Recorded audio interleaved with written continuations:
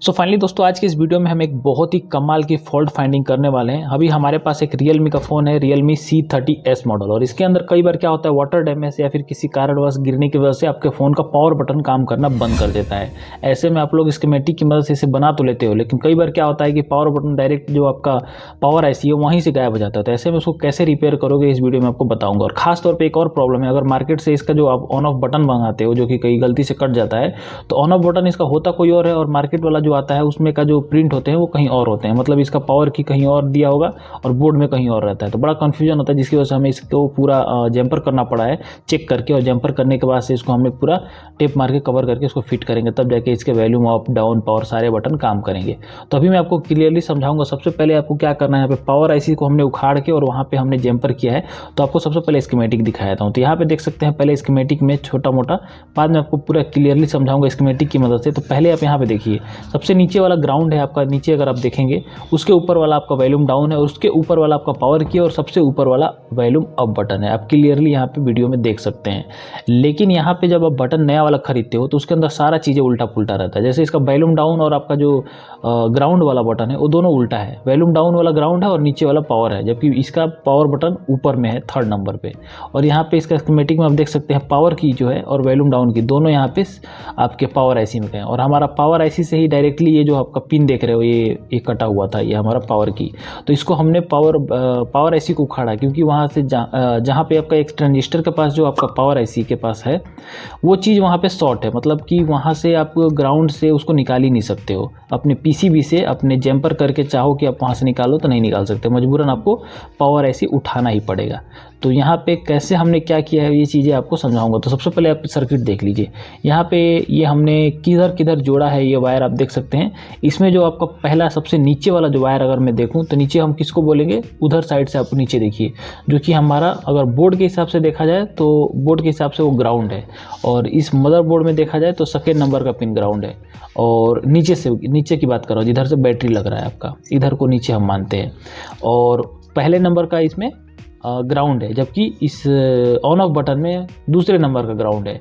पहले नंबर का पावर की का ऑप्शन है, और 3रे नंबर का जो पावर की है उसके जगह पे यहाँ पे इन्होंने वॉल्यूम डाउन बटन दे दिया है। तो उल्टा पुल्टा पूरा कर दिया। आप यहाँ पे सर्किट देख सकते हो मैंने कहाँ कहाँ किया हुआ है, और आप लोग चाहो तो आप मल्टीमीटर से चेक भी कर सकते हो। 2 पॉइंटों को शॉर्ट करके बटन दबा के देखिए, तीनों बटन मल्टीमीटर का दोनों पॉइंट को आप इस बटन पर रखिए और बटन दबाइए कौन सा बटन पर क्या क्या काम कर रहा है, जिससे आपको पता चल जाएगा कौन सा बटन कहाँ पर है।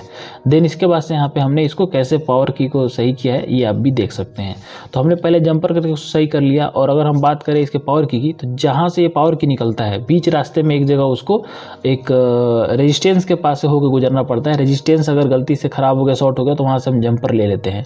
लेकिन रेजिस्टेंस के बाद से वहीं से वो सीधा नीचे बोर्ड के अंदर बीच में घुस जाता है और बीच से सीधा आपके पावर आईसी के अंदर चला जाता है। तो आप अगर वहाँ से शॉर्ट हो जाता है और वहाँ से अगर पूरी तरह से प्रिंट ख़राब हो जाती है तो आपको सीधा सीधा पावर आईसी उखाड़ के डायरेक्ट वहाँ से आपको जंपर करना पड़ेगा। और मेरे केस में यही हुआ था, और ज़्यादातर में यही कंडीशन होता है। यहाँ पे जो रेजिस्टेंस है छोटा सा, वहीं से डायरेक्टली हमारा बोर्ड पूरी तरह से ख़राब हो गया था, और वहाँ से हमने बहुत कोशिश किया जंपर निकालने का, बट वो पूरी तरह से ग्राउंड से मिक्स हो जाता। हम चाहकर भी उसका जंपर नहीं निकाल सकते थे। हमने उसका ग्राउंड से उसको बटन को शॉर्ट करके देखा, बट वहाँ पे काम नहीं किया। अंततः हमें इसका पावर ऐसे उखाड़ना पड़ा। उखाड़ने के बाद से हमने उस जगह से एक पतली सी जो आपकी रिंगर की वायर आती है, रिंगर माइक की, उसमें से वायर निकाल के उसको हमने ज्वाइंट किया और वहाँ से एक पतला वायर बाहर निकाला। बाहर निकालने के बाद से फिर से हमारा पावर आईसी को हमने वापस उसी जगह पे बैठाया। बैठाने के बाद से जब हमने इसको चेक किया तो हमारा जो काम था वो सक्सेस नहीं हुआ था। तो हमने दोबारा उसको फिर से ट्राई किया, क्योंकि पहली बार हमने पावर आईसी को रिबोल नहीं किया था, ऐसे ही डायरेक्टली उठा के हमने बैठा दिया। दोबारा हमारा काम सक्सेस नहीं हुआ, फिर हमने उखाड़ा और फिर से हम उसको दोबारा जब बैठाए तो हमारा फ़ोन प्रॉपर चालू हो गया। अब हम यहाँ पे आपको दिखाते हैं इसकी पावर बटन वगैरह कहाँ कहाँ पे थी, ये देख सकते हैं आप लोग। अगर बोर्ड वाइज की बात करें तो पहला नंबर सबसे नीचे वाला क्या है, ग्राउंड, 2रा नंबर माइनस, 3रा नंबर पावर की, और 4था नंबर आपका वॉल्यूम अप की है। तो ये यहाँ पे बोर्ड में आप याद कर लीजिए। और यहाँ पे सर्किट कहाँ कहाँ जा रही है ये भी देख लीजिए। अगर आपके पास Realme C30s अगर आपके पास आता है और उसके में प्रॉब्लम होती है तो यहाँ ऊपर में भी इसके 3 पॉइंट दिए रहते हैं, वॉल्यूम डाउन, और पावर और माइनस का, वहाँ से भी आप डायरेक्टली इसको चेक कर सकते हैं। और यहाँ पे सीधा इसके पावर IC में ये घुस जा रहा है, तो यहाँ से पतला जंपर निकाल के आप चाहो तो ये काम कर सकते हो। एक चीज़ लोगों के मन में डाउट रहती है कि कई बार क्या होता है कि जब पावर IC उखाड़ने के लिए लोग सोचते हैं तो सोचते हैं कहीं हमारा फ़ोन ख़राब ना हो जाए, और क्या पता हमसे हो पाएगा कि नहीं हो पाएगा।